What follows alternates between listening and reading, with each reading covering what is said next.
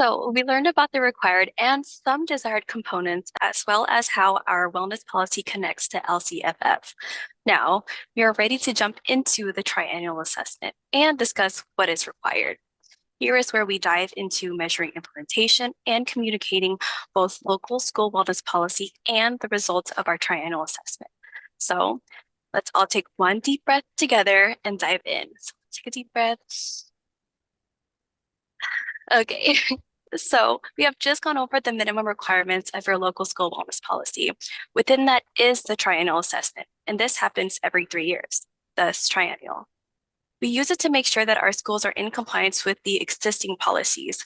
We really want them to be in compliance at a minimum. For example, now that we have legislation mandating 30 minutes of recess, we need to be sure no one is taking that away from students as punishment. We also need to make sure they are getting their physical activity and that smart snacks are offered and sold.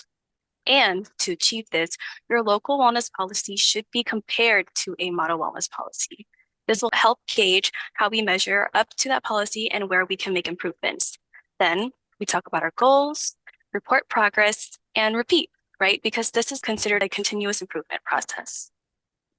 So today, we will be going through the components of completing a triennial assessment, and the components follow: comparison to a model local school wellness policy, extent of compliance for all schools with the local school wellness policy, progress made in reaching local school wellness policy goals, and reporting your triennial assessment to the public.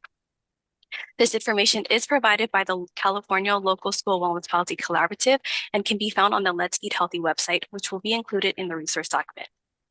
Now, before we discuss component number 1, I do want to preface here that since strengthening your local school wellness policy is a continuous improvement process, these components are not limited to being solely just used for a triennial assessment.